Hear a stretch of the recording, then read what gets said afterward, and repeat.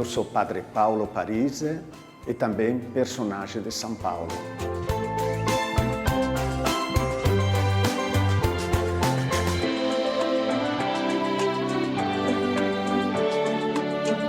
Eu nasci numa pequena cidade do norte da Itália chamada Marostica, em 1967, e acho um lugar muito pequeno. Marostica faz mais ou menos 16 mil, tem 16 mil moradores. E nesta pequena cidade, então, eu passei a infância com grande contato com a natureza. É uma região muito verde, muito cheia de natureza, então caminhando, indo nas montanhas, depois indo na mata, brincando de uma maneira completamente diferente da vida que depois terei, podemos dizer, em ambiente urbano no restante da minha vida.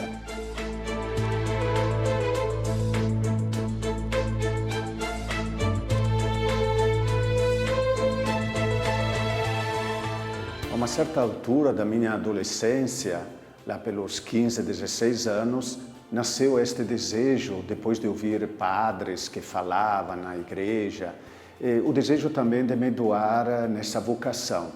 E posso dizer que a minha família é uma família muito religiosa, também não só o pai e a mãe, lideranças dentro da igreja onde nasci, mas também minhas irmãs se tornaram catequistas. Uma outra irmã foi para a África como voluntária por um tempo, depois voltou. Então, uma família, diria, muito engajada dentro da igreja, engajada também no social. A uma certa altura, então, comecei a sentir esta necessidade de me doar e dentro de uma experiência missionária. Então, não como padre diocesano, o desejo que nasceu como um padre missionário. E fui conhecendo algumas realidades, aquela que me chamou a atenção foram os padres escalabrinianos, que é o grupo onde atualmente estou. E os padres escalabrinianos tinham um seminário lá perto, aproximadamente 8 quilômetros de onde nasci, e comecei aí a caminhada, continuar o estudo, e eu diria, a experiência foi interessante, porque aos poucos comecei a viver a minha dimensão religiosa, não mais como tradição, mas como relação mesmo com Deus e com o transcendente. Aí começou a entrar uma nova visão de Deus, não como uma série de tradições que tem que respeitar, que tem que fazer, mas como algo de vivo, onde eu me relaciono, onde eu converso, onde desabafo, onde escuto, onde às vezes sou ouvido, onde às vezes se escuta só o silêncio de Deus, parece que ele tenha ido embora, que não fala mais nada. Então, esta experiência acho que foi fundamental, e foi aproximadamente quando tinha 19, 20 anos, e junto com isso comecei também a encontrar pessoas cuja vida estava marcada pela mística, pela espiritualidade. Foram pessoas que foram contribuindo e me enriquecendo. Começamos a lidar com realidades migratórias, porque o nosso grupo nasce, no fundo, em 1887, quando um bispo do norte da Itália, na cidade de Piacenza, ele vê que muita gente estava saindo para os Estados Unidos ou para a América do Sul. E aí ele percebeu que o Estado não fazia nada, a igreja também não fazia nada, ele começou a mexer nos dois níveis, provocando o governo italiano da época a dizer, gente, tem italianos que estão indo embora, tem que fazer algo. E do outro lado também a igreja que parecia não conhecesse esta realidade.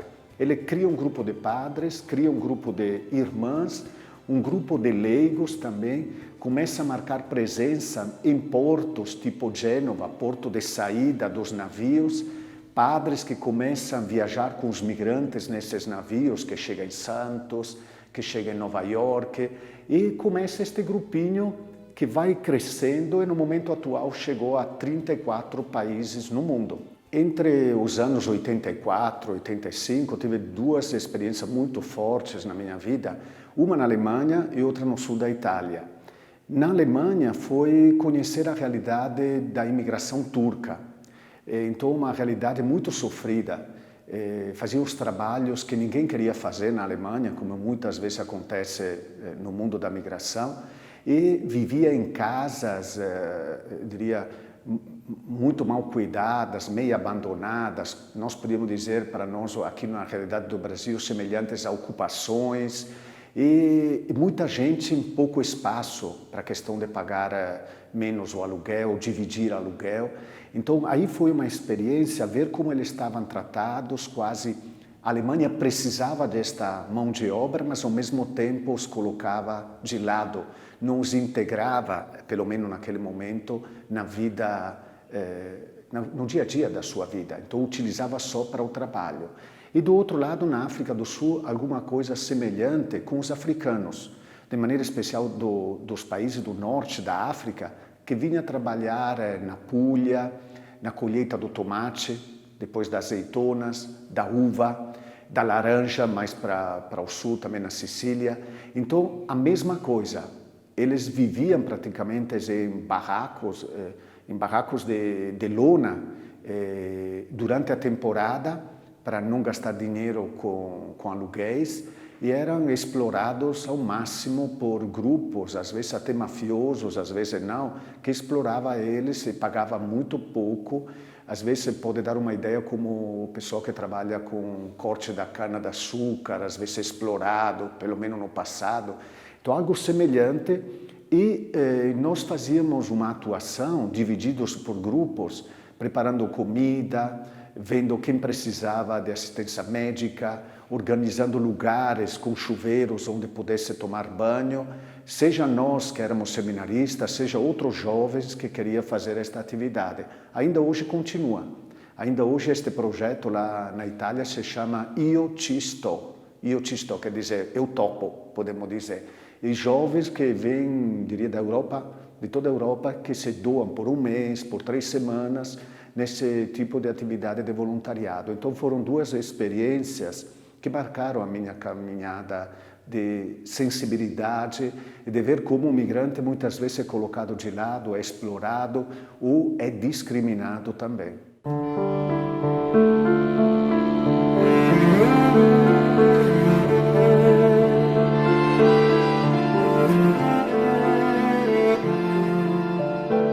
Vim para cá junto com outro colega italiano para começar esta caminhada. Não foi fácil no início, porque pensar me afastar do meu país, onde tinha vivido, onde não tinha saído para viver por um longo período fora.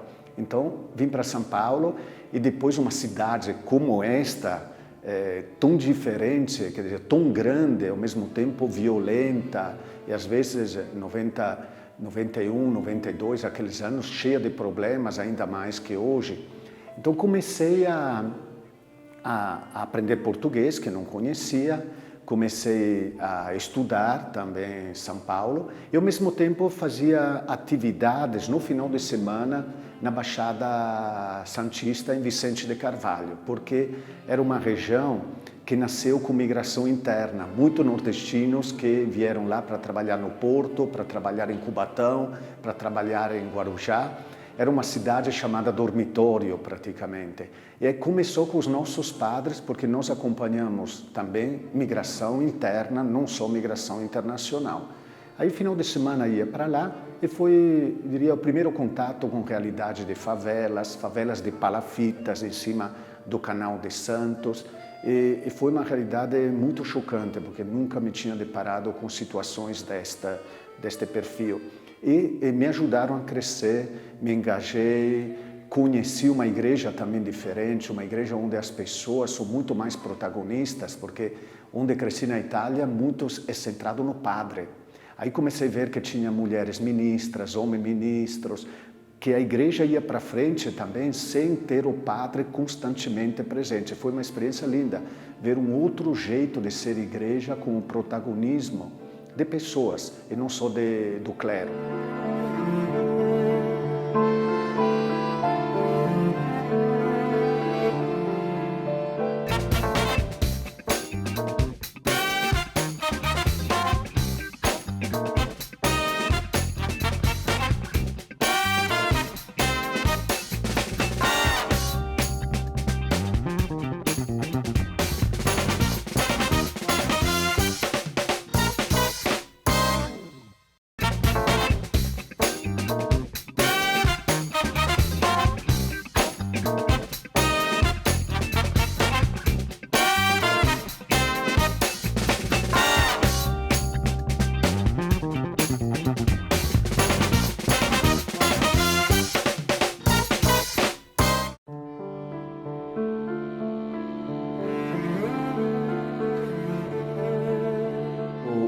grupo de traficantes entraram na igreja do residencial Cocaia e deram tiros num adolescente de 15 anos dentro da igreja. Ele caiu com 7 tiros nas costas, praticamente da igreja, morreu. Eu falei, gente, os jovens estão morrendo na rua, nas nossas igrejas, temos que fazer algo. Juntamos mães, juntamos jovens, fui bater nas portas de todas as igrejas evangélicas da região, todas. Numa semana passei 41 igrejas evangélicas para dizer, vamos nos juntar, vamos fazer algo. A reação de 42 igrejas, 3 pastores aceitaram. E com eles começamos esta caminhada, fazer atividade com jovens, ir nos colégios, evento nas praças. Nasceu o evento pela paz no Grajaú. A gente fazia na rua principal, a Belmira Marim, eventos, colocávamos um número de jovens, por exemplo, que morriam num ano com velas, com cruzes brancas, uma série de iniciativas. E, de maneira contemporânea, começamos a juntar todas as instituições que atuavam na região. Juntar para dizer, vamos utilizar todo o potencial que temos. A Igreja Nossa Senhora da Paz começa a existir na década dos anos 30, quando nesta região do Glicério chegavam italianos e num primeiro momento construíram uma igreja de madeira. No ano 39 e 40 começa a ser construída a estrutura atual. Então você pensa numa estrutura em alvenaria. Começa construindo a igreja, um pedaço e vai aumentando. E interessante é que no início foi pensada para a migração italiana. Então o projeto inicial era a igreja, de fato todos os santos são santos da tradição italiana. O arquiteto, pintor e escultor foram 3 italianos que migraram para São Paulo. Para ter uma ideia, um se tornou um pintor muito famoso, Pennacchi. O escultor Emendabile, também famoso, ele fez o obelisco do Ibirapuera e outras obras. Então eles trabalharam aqui vários anos juntos e foi pensado com uma escola, um teatro, o cinema, uma quadra, creche, ou seja, uma estrutura para a coletividade italiana de São Paulo. Com o tempo, começaram a ser incluídos também outros perfis. Já anos depois, vietnamitas, coreanos, depois começaram a vir chilenos que fugiam da ditadura, bolivianos, paraguaios, peruanos. Depois começaram a chegar os primeiros também africanos, República Democrática do Congo, Angola, até hoje em dia uma realidade que acolhe de 70 a 75 nacionalidades por ano. Então uma realidade muito rica, claro, perfis diferentes. E, por exemplo, a partir de 2010 começaram a chegar os haitianos. De 2010 a 2015 passaram 11 mil haitianos aqui. Se nós pensamos que no Brasil eram 70 mil, então 11 mil foram acolhidos aqui. Mas não só, agora, por exemplo, o fenômeno destes últimos meses é a migração angolana. Então, na nossa estrutura, neste momento, a maioria são angolanos. Os haitianos são só 6. Então a migração muda rápido. O fenômeno, quando você se organiza de um jeito, já mudou. A Casa do Migrante acolhe 110 pessoas. Dentro é oferecida alimentação, roupas para quem precisa, tem atendimento médico, psicológico, tem serviço social, aula de português à noite, sala TV, brinquedoteca. Tem uma série de serviços. Além da Casa do Migrante, temos aquele que nós chamamos Centro de Pastoral e Mediação do Imigrante, que é um conjunto de 5 grandes áreas de serviços, eixos, podemos dizer. Tem o eixo documentação e jurídico, então aí os migrantes vêm para dar continuidade aos seus processos, a papelada, agendamos na Polícia Federal. Eles vão lá com horário marcado e com tudo já pronto. Imaginamos a dificuldade que eles têm com o idioma. Então, a gente prepara tudo, eles podem se apresentar na polícia. Num ano, passam aproximadamente 6 mil imigrantes nesse serviço. Além disso, temos o serviço jurídico, então, sempre no mesmo eixo. O jurídico, então, ajuda em questões trabalhistas, em outras problemáticas, casos omissos. Então, a gente envia para Brasília situações de migrantes. Então, essa é toda uma área que é jurídico e documentação. A segunda é trabalho. Nós criamos, a partir de 2012, um serviço chamado Mediação Trabalho, onde as empresas vêm aqui e os imigrantes e refugiados vêm aqui procurar trabalho. De 2012 a 2015, 6 mil imigrantes arrumaram trabalho através deste serviço. E o típico deste trabalho é que, seja a empresa, seja o imigrante, são preparados para se encontrar. O imigrante passa por uma palestra em francês, inglês, espanhol ou português, agora com os angolanos, onde recebe informações sobre cultura brasileira e leis trabalhistas. Do outro lado, a empresa também é preparada, na terça e quinta, para conhecer, saber melhor que o imigrante tem os mesmos direitos que um trabalhador brasileiro. Não é para ser explorado. Infelizmente, tem muita gente que quer explorar. Uma vez que foram preparados os dois, se cria o encontro e as empresas então oferecem as vagas e os imigrantes interessados criam grupos de interesse. Uma vez contratados, quando passa um mês, 2 meses, nós visitamos a empresa para ver se está tudo certo, se as coisas têm problemáticas, ou ter o feedback seja do empresário, seja do imigrante ou refugiado. E neste eixo temos também os cursos profissionalizantes. A gente reparou a uma certa altura, 2014, que muito imigrante queria fazer cursos. Então começamos a fazer parcerias com outras entidades distribuídas em São Paulo para eles conhecer. Por exemplo, eu quero ser azulejista, quero colocar azulejo, mas não sei bem como se faz aqui no Brasil. Quero ser eletricista, cabeleireiro, ou babá, cuidador de idosos. Então, temos aproximadamente 160 cursos onde encaminhamos os imigrantes. Um terceiro grande eixo é a parte que chamamos eixo saúde, onde médicos voluntários atuam aqui, atendendo os imigrantes e sensibilizando os hospitais, UBS, AMA da cidade. Quando ele nos convida, nós vamos falar com os funcionários e tendo todo o atendimento também psicológico. Neste grande eixo, então, muito imigrante chega com problemáticas individuais, ou por causa da violência, ou por causa da mudança geográfica, que tem que ser trabalhadas. Quarto eixo, eixo educação.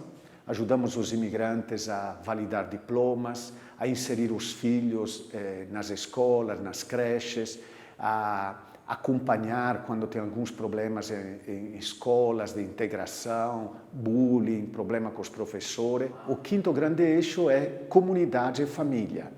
Nós visitamos as famílias, tem uma assistente social liberada para isso, de maneira especial as ocupações. Tem muita ocupação aqui em São Paulo, onde tentamos dar assistência, encontrar novas saídas, soluções, e às vezes realidades familiares muito complexas. E preparamos espaços para as comunidades, para eles se reunirem. Às vezes tem festas do Paraguai, do Congo, do Senegal, do Mali, da Bolívia. Então tem um rodízio de pessoas que utilizam os espaços que chega a 21 mil por ano nos espaços. Nós oferecemos espaços de graça para associações, festas, ensaios, momentos culturais. Então é muito disputado, diria, o auditório e outras estruturas aqui da missão. Outros serviços ainda é a incidência política. Temos advogados e uma pessoa formada em relações internacionais que está atuando no projeto de lei migratória, por exemplo, no PL 2516, que estão trabalhando, seja em Brasília, seja aqui em São Paulo, participando de audiências, mandando sugestões para modificar o texto. E outro grande trabalho foi no assessorar também a elaboração da política municipal para imigrantes, que foi elaborada há pouco tempo e que foi agora para votação. Tem uma outra área que é comunicação, então temos uma pessoa responsável para todo o contato com mídia, jornalistas, pessoas que fazem documentários. Então, todos os serviços do Centro de Pastoral e Mediação do Imigrante. Além disso, tem uma terceira parte na Missão Paz, chamada Centro de Estudos Migratórios, é mais voltada para a pesquisa, tem uma biblioteca especializada, uma revista, a revista Travessia, se publica livros, estudos e atende os estudantes. São quase 800 estudantes por ano que vêm aqui. Então, estudantes do Brasil ou estudantes e pesquisadores da Europa, dos Estados Unidos, que vêm aqui utilizar os nossos bancos de dados, informações. E tem uma quarta parte, que é a igreja que acolhe a comunidade italiana, todas as comunidades latino-americanas e o bairro aqui do Glicério. Uma das nossas posturas é o diálogo realmente interreligioso, ver a riqueza que está no outro e não ver o outro quase como uma ameaça à minha identidade religiosa. Então, nós somos da Igreja Católica, mas temos este horizonte, este jeito de pensar.